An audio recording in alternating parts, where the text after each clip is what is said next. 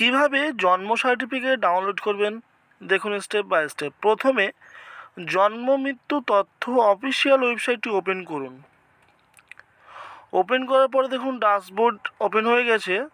তার প্রথমেই দেখুন সিটিজেন সার্ভিস বলে একটি অপশান আছে, সেখানে ক্লিক করুন। তারপর বার্থ অপশানে ক্লিক করে ডাউনলোড সার্টিফিকেট অপশানে ক্লিক করুন।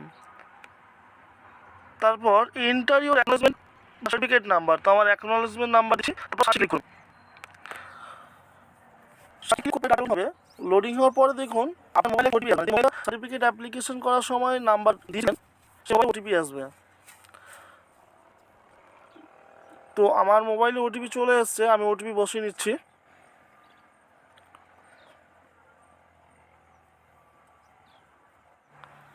ওটিপি বসানো হলে তারপর সাবমিটে ক্লিক করুন।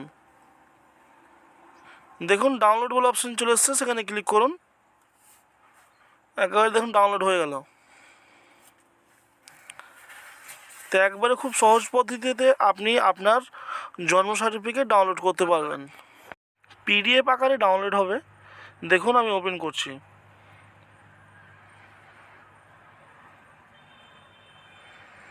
লোডিং হলে একটু সময় নেবে।